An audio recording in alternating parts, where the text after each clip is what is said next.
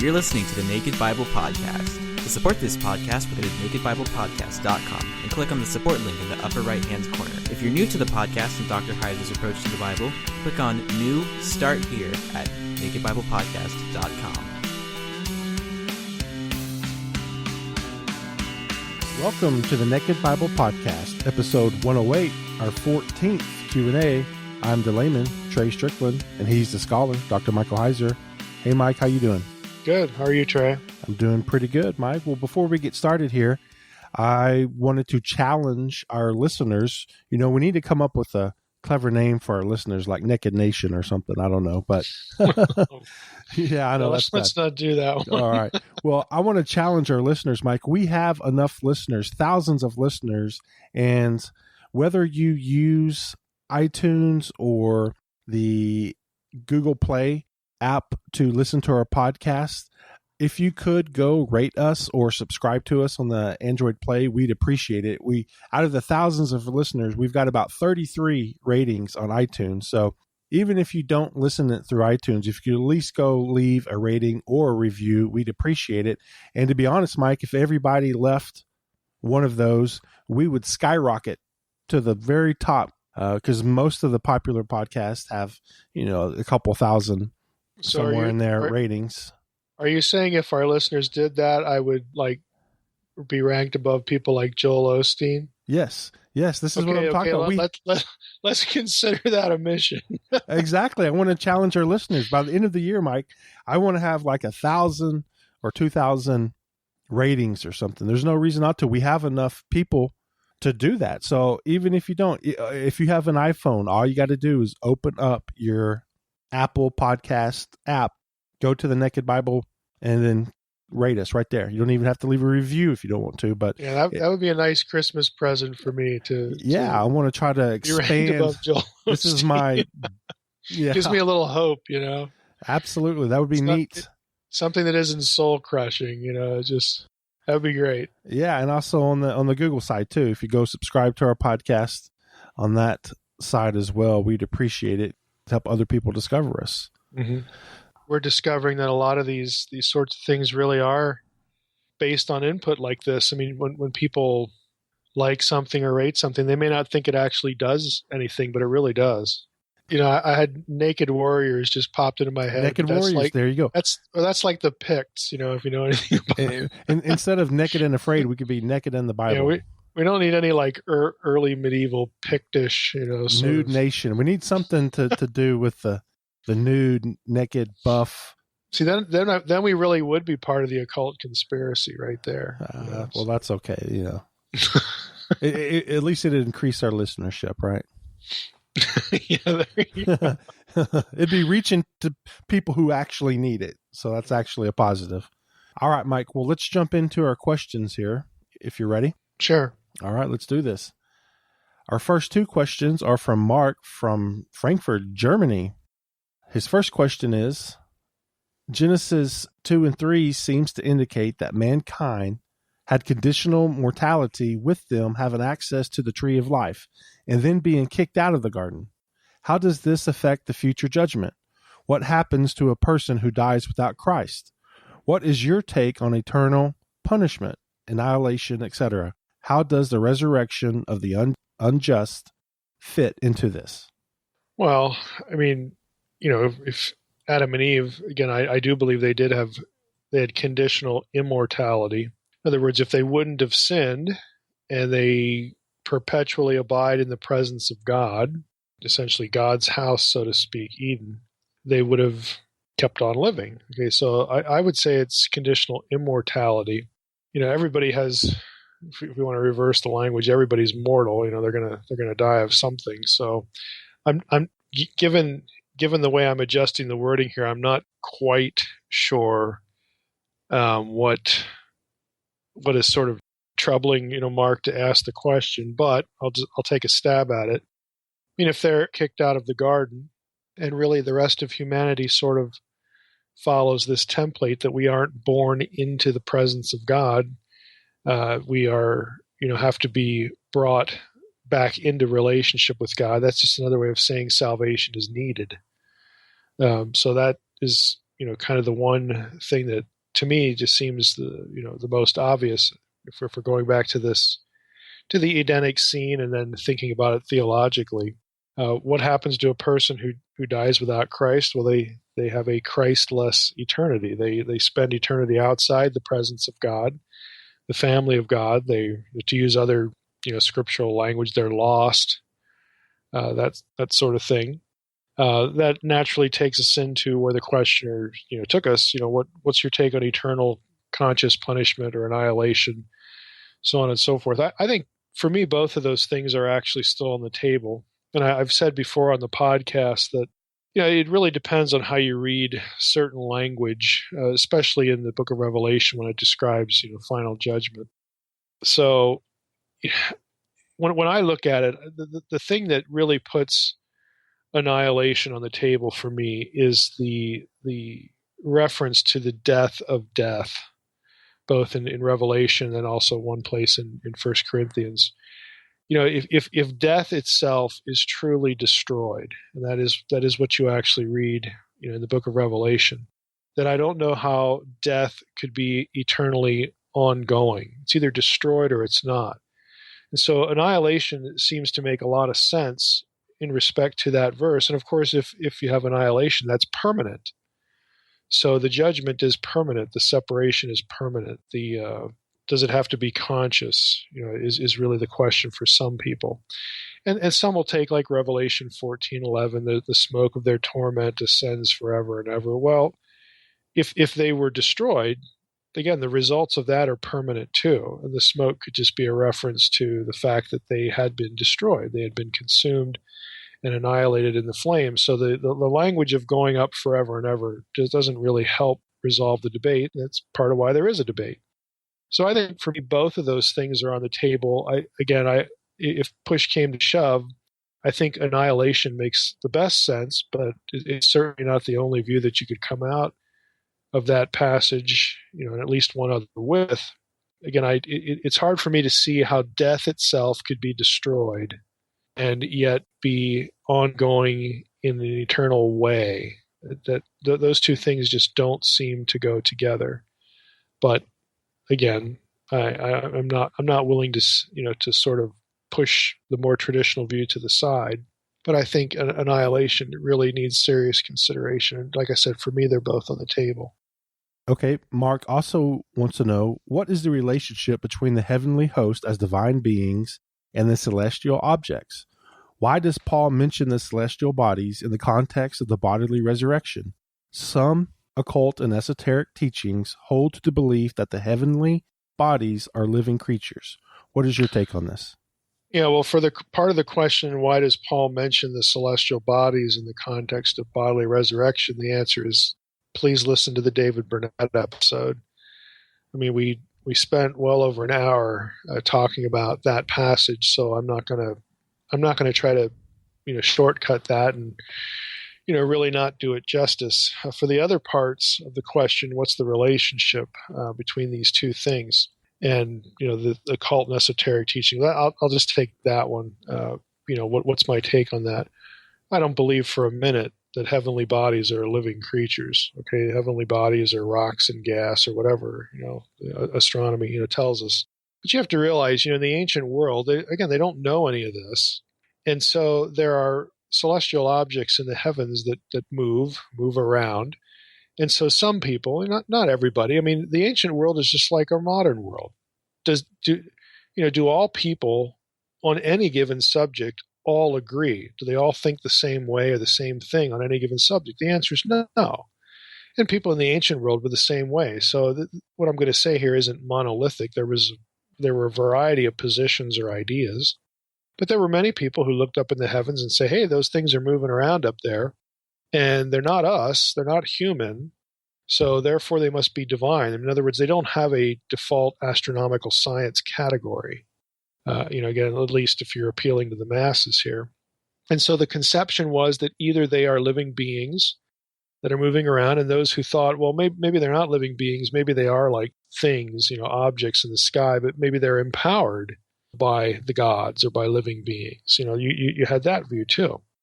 So when a person in the ancient world decided to worship one of these things, regardless of what they're thinking, is it a living being? Is it a piece of something, an object empowered by a living being? You still have idolatry. You are still worshiping this object with the thought that, well, what I'm viewing with the naked eye really isn't an object; it's a deity. Or what I'm viewing with the naked eye is an object, but it's empowered and controlled by a deity that I am now going to worship. So this is why it's condemned, in Scripture as worshiping, to borrow a New Testament phrase, worshiping the creature more than the Creator. That's the relationship. There is no one view of this in antiquity, and Paul, understands this. I mean, he mentions this, that some people believe, that these are divine beings, or whether they're Jew, Gentile, whatever. Again, there is no monolithic one position on any given topic. And what he wants is, no, worship the God of Israel, worship the Creator, not these other things, regardless of what you think they are. Even if you're right or if you're wrong, you worship the Creator, not the creature, not the thing created. So that's, I think, sort of the quick version of the way I would answer that. All right, CJ has a question, and how do we reconcile that the culture informed the Israelites' view of cultic worship and even morality, while at the same time acknowledging that God transmitted commandments, ordinances, and God-given morality at Sinai? Was God borrowing morality, cultic worship from other cultures while claiming that it was good and acceptable, or was it a mere coincidence that God had decreed the Israelites to obey their already established cultural preferences? Well, I think part of the answer to this is, Paul talks about the law of God being written on a person's heart, whether they had the actual law or not, referring to, pagans as, this is the basis for why they do righteous things and why they are accountable to God, and why they are, their actions can be judged one way or the other as being right or wrong. There's this some people would use the phrase natural law. There are just these sort of God-given orientations within a human being that are just there to give everyone a sense of right and wrong, whether that is codified in a document or not. So I think that's part of what's going on here. God's not like saying, "Hey, I'm out of moral things now. I need to go borrow one from a pagan or from some other culture." God doesn't run out of ideas and have to go borrow some moral principle. That's not the way to look at the cultural similarity. I mean, cultural similarity, even if there no law or no written law exists, again, Paul would say, well, that's because we're created as images of God, and we have this thing called a conscience. We have this sort of built-in sense of right and wrong. So even whether it's written down or not, or various forms of it that might be similar, might have some differences, it's still trying to work out this sense of right and wrong. So that's part of what's in view here. People were who, I think, just again generally speaking, people were who they were when God decided to meet them and use them or enter into a covenant relationship with them. So when it comes time to actually talking about the laws of Israel, God's law, the stipulations of those laws were designed to keep Israel distinct sometimes, and most importantly, that distinction meant not worshiping another god. Okay. At other times, the laws would more or less just teach certain ideas about the unique God of Israel. In other words, the way God viewed creation, the way God viewed, what he had done, or taught the Israelites something about God's character. We talked when we were in Leviticus a lot about the idea of creation order. Again, that teaches us something about the nature of God, and God himself looks, at what he has made.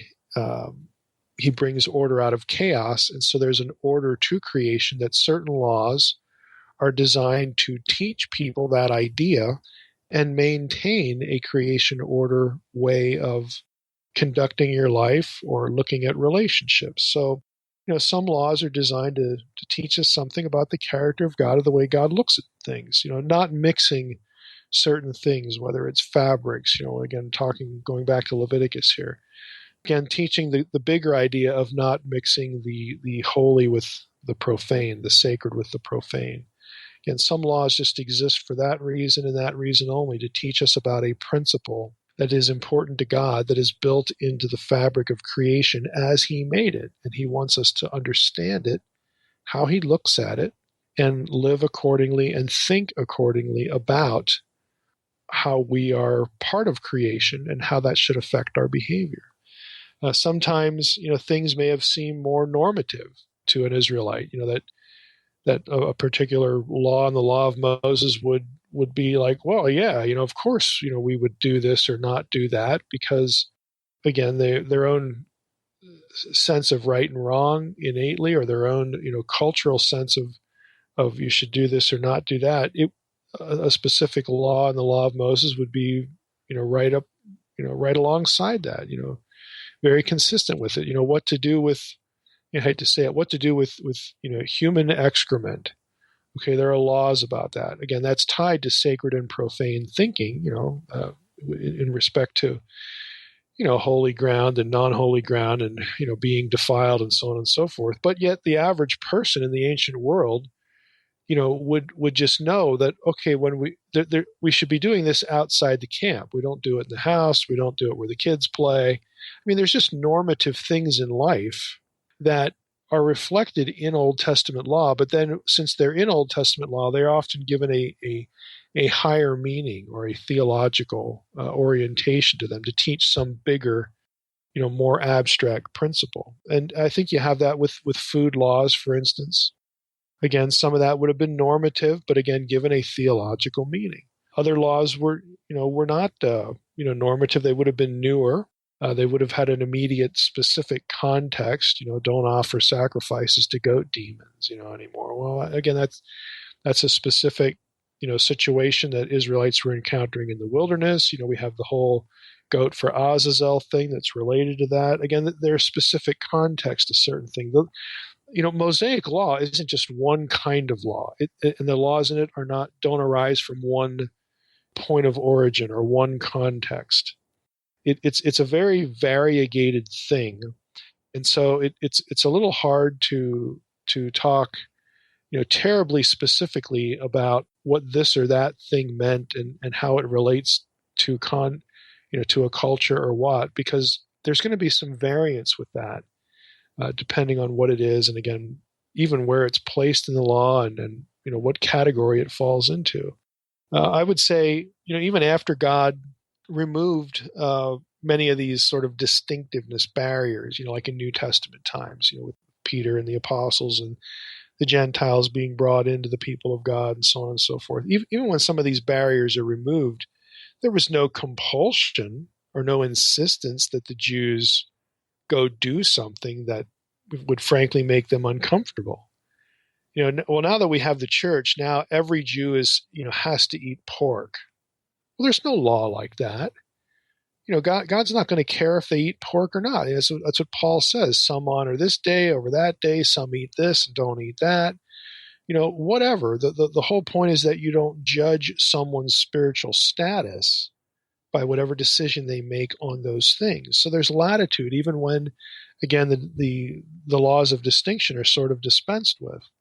That doesn't mean you're compelled now to do something that is really ingrained in your culture. Let's say as a Jewish convert, you're not forced to do that. So I think there's just a lot of things to think about here, and it's not a very neat, subject that you can just sort of put in one drawer and then, okay, I understand it now. There's just a lot more going on, when it comes to law, and why we have some laws and what they mean and what people are supposed to think, and were they normative or not? Are they new? Are they old? Are they familiar or unfamiliar? Again, it's just a big it's a big playground, that has lots of stopping points and lots of categories.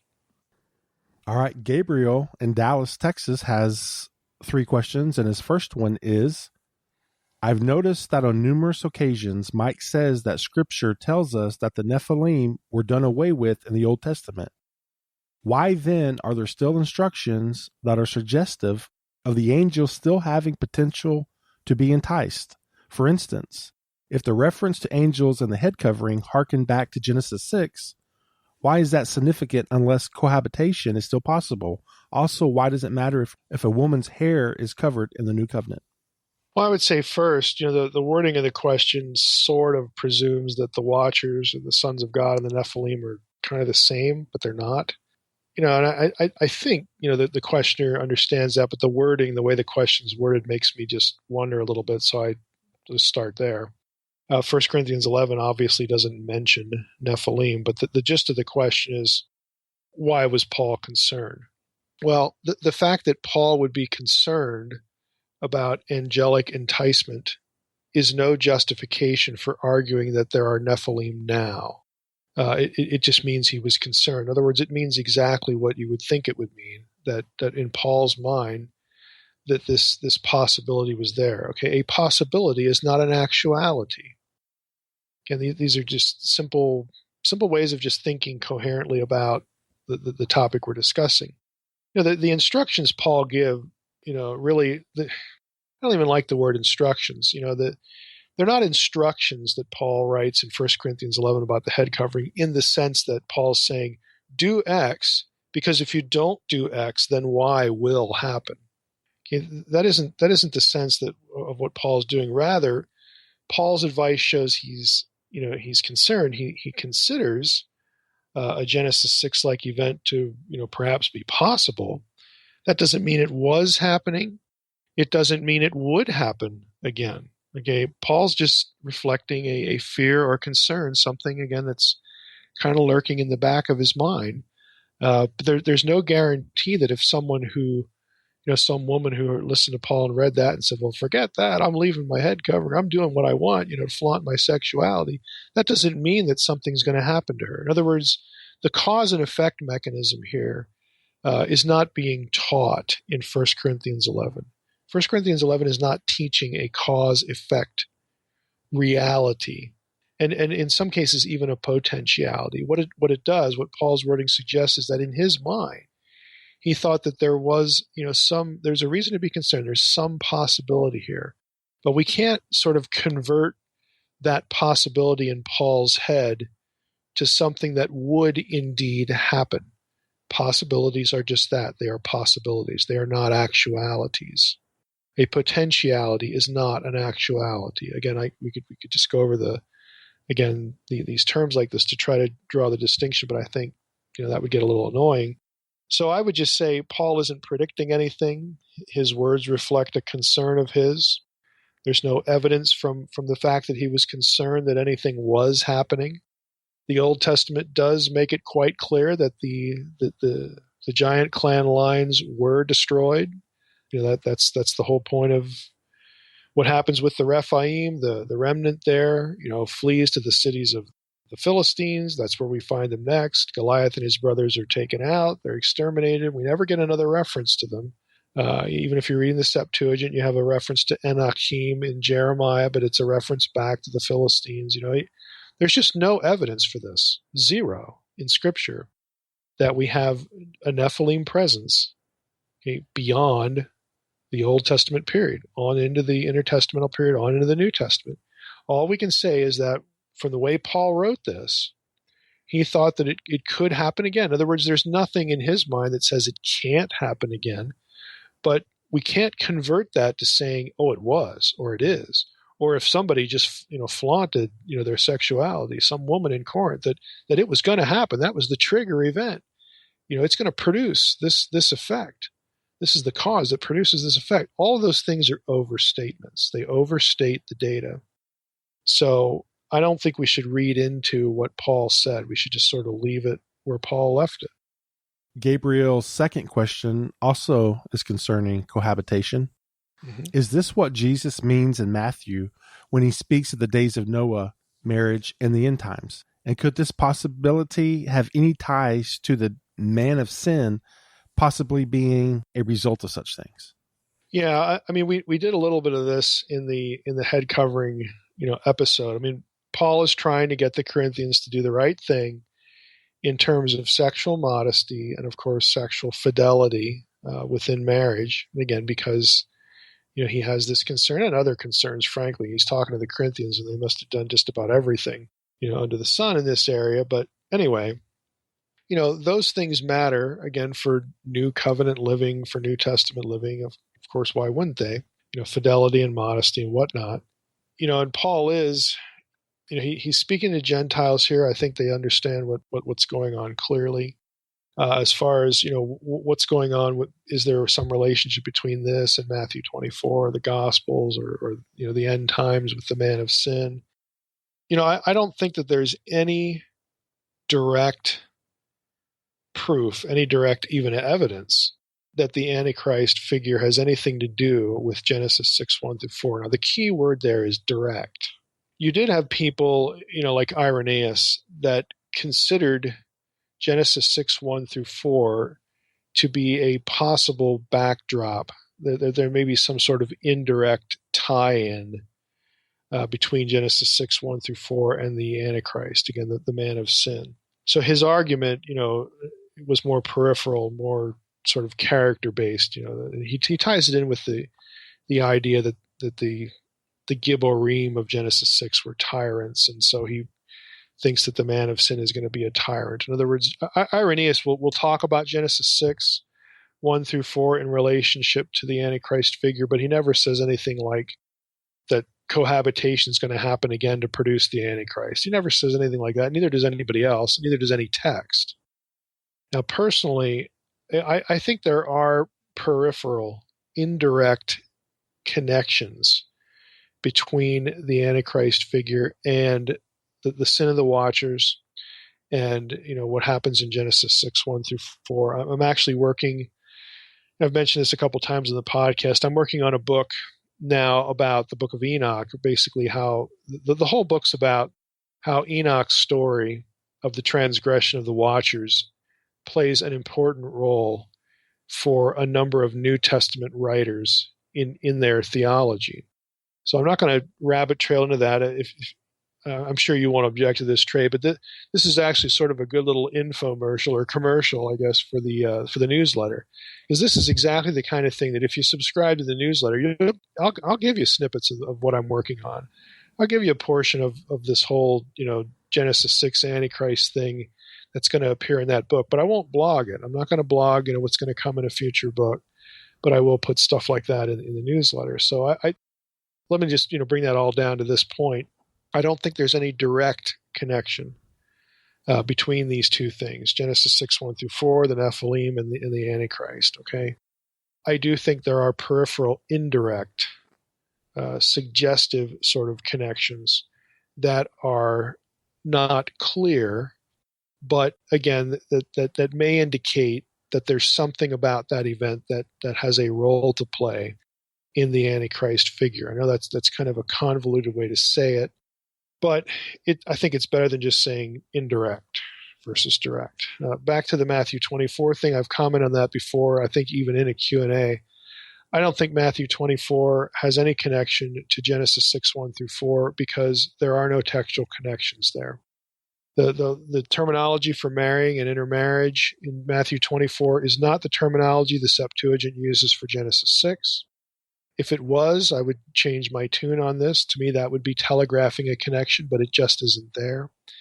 And the rest of the things that are described in Matthew 24 about what people were doing before the flood entirely refer to the human population of Noah's day. So to me, it's cheating to take 4 or 5 things that are described in Matthew 24, pluck one of them out, and say, oh, this is about the Nephilim. Okay, that to me is not legitimate hermeneutics. But again, if there was a connection via the Septuagint to that passage, well, that would be a little different, because then to me, again, if you've listened to the podcast long enough, those kinds of things are important to me because the writer is trying to draw our attention back to a specific passage by virtue of the Septuagint, but that does not occur in Matthew 24. All right, his next question. In breaking down the reasons for the evil state of the earth, Dr. Mike has stated that the Watchers are instrumental. So, since their temptation was sexual, could the current and past invasion of perversion and sexual grip, even on Christians, be the evil power's primary method of enforcing their theology or government? Well, I don't think we need, on one hand, I don't think we need the Watchers to explain human immorality, especially sexual immorality. Everybody has the urge, and they're going to fulfill the urge, and it's pretty much that simple. On the other sense, the other side of this, it is true that, again, in Second Temple Jewish theology, that the proliferation of evil gets blamed on the Watchers, or at least, the Watchers bear a significant part of the burden, again, in that literature. And by the way, the people in the Second Temple period aren't denying that the human condition, the depravity, they're not denying that depravity is the result of an inner impulse that people just have, again, because they're not God and they're natural born. People are going to sin. So they're not denying that, but they do, look at what goes on with the transgression of the Watchers and assign importance to that because of it sort of, adds gasoline to the fire, to use a modern analogy. It was just something that made the problem worse and accelerated it, which in the Second Temple Jewish mind is why we get Genesis 6:5. That every thought and the imagination of the hearts of people, were only evil continually. If you actually just read Genesis 6:1 through 4, Genesis 6:1 through 4 doesn't seem to have any relationship to verse 5. It really doesn't. And it's because it's an abbreviation. It's an abbreviated accounting, really hearkening back specifically to Mesopotamian theology, which I've dealt with at length in Unseen Realm and elsewhere on the podcast. And the view, the issue with Genesis 6:1 to 4 really isn't about the proliferation of evil among humanity. That's encapsulated in one verse in verse 5. And that doesn't really, that's not a point that emerges specifically from the Mesopotamian context. So, there are reasons why, you don't get a clear connection in the first 5 verses of Genesis like you do with Second Temple literature, which goes into more of the backstory and draws out more details of it than the biblical writer did. So, again, what we have here on one hand is, I don't think, we look at what's happening with the degradation of the moral culture today, sexually, is that some indication of continued Watcher activity or something? I don't believe that. I don't think that that's even necessary. Are we still dealing, with depravity and does the Second Temple theology and of course New Testament theology? Again, I hate to keep bringing up my book about Enoch, but there's a whole chapter on, Galatians 3 and 4. We did a whole podcast episode on just whose sins are we talking about that necessitated the addition of the law to restrain evil. There is this thread of thought in New Testament theology that what happens in Genesis 6:1 through 4 contributed to the acceleration of depravity. But to just take that event and use that as the explanation for what we see now, again, I think overstates what's being said there, because human beings are going to do what human beings are going to do. And they're going to react on their impulses. They're going to run from the law of God. They're going to react selfishly, or however you want to characterize. They're going to sin. Okay, they're going to sin. We all sin. We can't help, but sin. And so that can't be minimized to, again, turn our situation, our cultural situation, into something that is purely demonic. And the reason, I'll just throw this in too. The reason why that sort of rubs me the wrong way, and I'm not saying the questioner is thinking this. I mean, there's nothing in the question that would make me think the questioner is thinking this. But I have heard this in other contexts and from other people. It just makes it too easy to say that we're doing this because of demonic powers, or demonic forces. The devil made us do this. We can screw up our lives just fine on our own. And I think it sort of lessens our accountability to sort of chalk things up to external forces all the time, or at least sort of want to go there all the time. So I'm a little sensitive to that, because we do need to own what we do, and again, consider our own role in the way we mess up our own lives and the way our culture's going. And I'll add one more thought. If you think our culture's bad, do some reading on Greco-Roman culture. Okay, we have a long way to go before we ever get as bad as some of that. So let's not have tunnel vision about our own culture.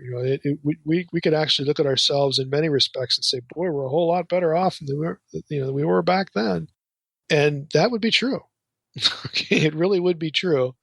So we want to avoid again, kind of having too much of a perspective that is dominated by our own circumstances as opposed to what's going on in humanity in other times and really other parts of the world, even today. All right. Well, Gabriel actually has a fourth question, which actually, okay, Mike, we're going to have a whole show on next week, and it's about Jesus referencing gods as men in Psalm 82 and John 10. And you want to touch on that? Yeah, I mean, well, yeah, we do need to devote a whole show to that, and that is on the schedule. So it's good timing anyway. But I have a whole article on this. It was a paper I read at an academic conference, and not an evangelical conference either. This was the Society of Biblical Literature regional meeting of I don't know how many years ago. But people just don't seem to be able to find this link.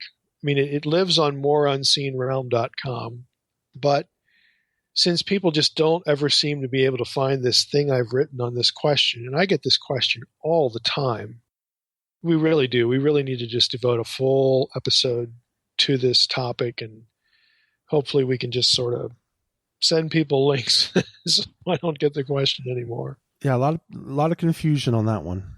A lot of people get confused. So that's good that we're going to have a whole show next week to that one. So that's good. All right, Mike, Joseph has a question here, and his questions are about Urim and Thummim. I'm doing a word study and found that Urim is related to maybe the city in Babylon, light, fire, shining flame. So I imagine fiery stones, perhaps. Is there a relationship between the Urim and the stones of fire references? Yeah, I don't think there's any relationship at all. I mean, the Urim and Thummim were not shiny, glowing, flaming stones, for one thing. They were the two stones that were in the breastplate of the high priest. Now, on the breastplate of the high priest, there were 12 other stones. That when we did Leviticus, I think it's the episode in Leviticus 8, but I don't know the number of the podcast episode. We talked a lot about the Urim and the Thummim, so listeners can go back if they didn't listen to that particular Leviticus episode and get more detail. But we talked about, the Urim and the Thummim were sort of yes and no questions, possibly related to, the kind of thing you would determine by casting lots. And then the question is, well, what about the gemstones on the breastplate? I mean, if anything associated with the high priest is going to be corresponding to light and twinkling and all this kind of stuff, it would not be the Urim and Thummim. It would be those 12 stones. So on that level, I don't think there's anything going on here. I don't think there's any relationship to the city of Ur. Really, I mean, I have to be honest here. The question, sort of makes some presumptions that are not good presumptions in terms of study method, but they're very common at the same time. And that is there's a lot of propensity when people are trying to study biblical words to focus on the sound of a word. And when the sound of a word is similar to the sound of a different word, then the assumption is, well, I can connect the meanings of those two separate, distinct words because they sound the same. Okay? That is just not the way languages work. It's not the way your own language works, English. I mean, we can come up with you could just go all day long, on examples and kind of get a good chuckle out of it. I have a pug. Okay. Is the word pug and pugnacious related, really? I mean, I like to call my pug pugnacious, because he'll growl at something. But there's no word relationship between what a pug does by nature. He could be playing with his toy and growling. Well, he's not being pugnacious.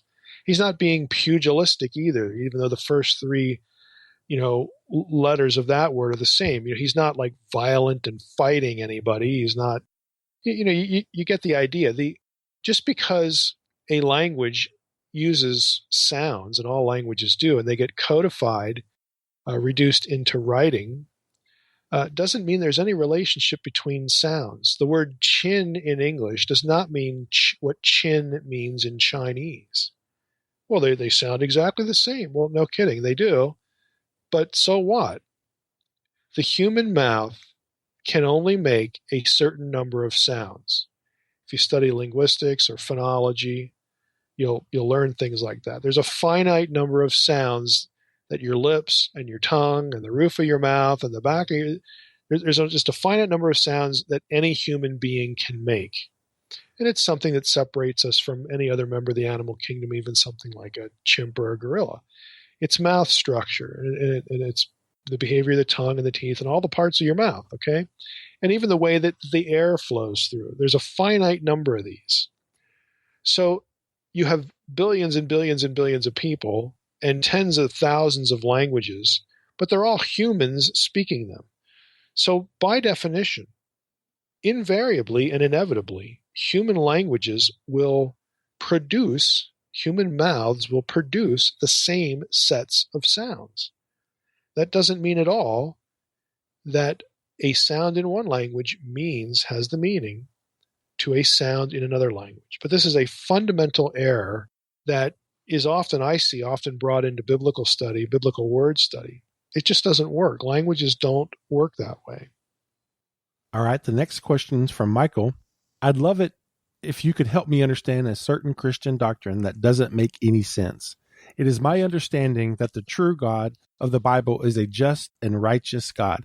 I cannot comprehend how a just and righteous God can condemn a person for doing something that we were unable to do otherwise. I do not believe that humans are born with Adam's guilt. How can it be our fault? If our choice to sin is due to the nature we were made with, how can God fault us and condemn us for disobeying him when we were unable to do otherwise? Does a person's choice to sin condemn them, or does their nature condemn them? Yeah, I have to be honest. I don't think that the questioner is thinking well about what the question is focused on. No one is finally condemned by God because they sin. They are guilty before God because they sin, but they can be forgiven. People are condemned, in an ultimate sense by God, not because they sinned, but because they didn't accept Christ. They weren't forgiven. So those are two separate but related things. We are held accountable for our sin because we can refuse to sin. The problem is we won't ever be able to always refuse. We are not perfect. We do not have God's nature. As good as we might be at any given point, it will never be unbroken. Okay, we will fail. Okay, we can't, perfectly make the correct choice all of the time. And so we will become guilty. We are accountable because we could have chosen what we did, but we chose to do it.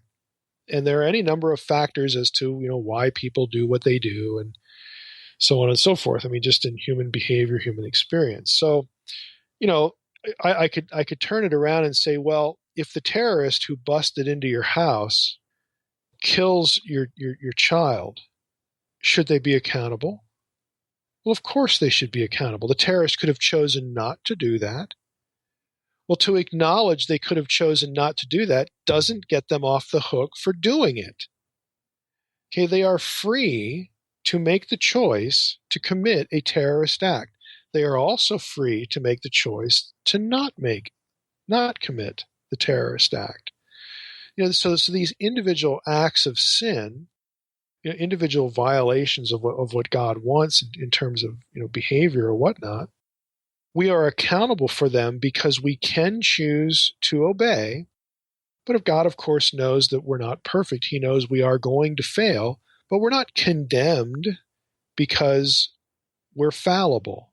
We're condemned ultimately because we never, confessed that. We never turned to the source of forgiveness. We never embraced the forgiveness that God offers. So God knows what he's dealing with. Okay, he knows he's dealing with fallible humans. That's all he's ever going to have in the basket, so to speak. And so God takes it upon himself to solve the problem. So no, nobody goes to a Christless eternity because they sinned. They go there because their sin was never taken care of through the cross. Okay, they don't have salvation. They're not saved. Those are two related but different things and distinct things. And what I hear in the question is that distinction is being blurred and in some respects a bit inverted when it comes to articulating what the concern was in the question. All right, the last question's from Andrew, and he's wondering if Mike has a working theory on why supernatural occurrences haven't happened en masse since the resurrection of Jesus. Yeah, my working theory is, how would we know? I mean, just think about the question a little bit. First of all, what does en masse mean? I mean, the largest miracle in the New Testament was 500 people. Okay, so is that en masse? Is it 10? Is it 500? Is it 1,000? Is it 1,000,000? I mean, it's hard to even quantify that. And how would we ever know whether another group of 500 people didn't witness a true miracle at some remote point in the Gobi Desert in the 8th century?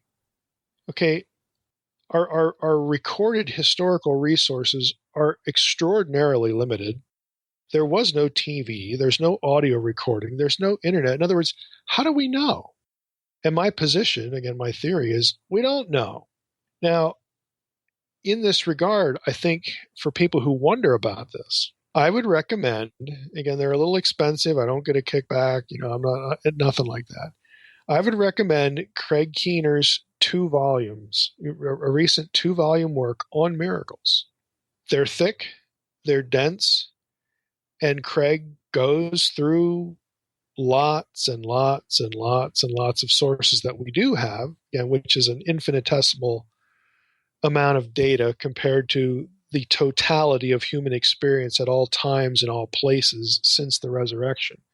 So this is a minute percentage, but what's actually recorded in terms of miraculous events is a lot bigger than people think. Again, we're used to judging these sorts of things by our own life experience, by the experience of our own family, by what we might see in media that are available to us today. Again, we need to widen the net a little bit, and I would suggest reading that, getting those. Again, I'll admit, and Craig doesn't have anything to do with this either. I know Craig Keener. He's a wonderful guy. But his focus, his area of study, he's a New Testament scholar, and he does a lot with spiritual gifts and miracles and whatnot. I think I could describe him as a small c charismatic, kind of person, at least in his tradition. But he's a legit bona fide scholar. Might actually be something we could entertain to get Craig on the podcast if this is sort of a topic of interest. I'm sure he would do it. But there's a lot more out there as far as quote-unquote evidence for this than you might think. But again, how would we really know is, again, my working position. I just don't see any way we would be able to read the question and consider it factual, because there's just no way to know one way or the other. For some reason, when Andrew mentioned en masse, I immediately go to like Ghostbusters. See, that's the difference between me and you. Right, the Marshmallow Man walking through. Right. You're pulling out references left and right, and I go to Ghostbusters. So, oh boy, what was his name again? The Stay Puff or something like that. Yeah, the Stay Puff. Yeah, absolutely. Yeah, Stay Puff Marshmallow Man. Yeah, absolutely. So I guess this is why I'm not answering these questions, because. Well, if that's what was meant, no, we haven't seen that. All right, Mike. Well, just like that, that's it. I want to remind everybody, hey, 2 weeks left to go and vote what the podcast is going to cover, the next book of the Bible. So please go cast your vote. And also, Mike, again, next week we're going to address Jesus's use of Psalm 82 in John chapter 10, right? Yep. Yes, we will. And again, hopefully provide a convenient, easy to discover place for that question, because I get it so often. It'd be wonderful. Sounds good. Then you'll just be able to say, hey, boom, go listen to episode 109. There you go. Right. All right, Mike. Well, we appreciate you answering our questions as always. And I want to thank everybody for listening to the Naked Bible Podcast. God bless. Thanks for listening to the Naked Bible Podcast. To support this podcast, visit www.nakedbibleblog.com. To learn more about Dr. Heiser's other websites and blogs, go to www.drmsh.com.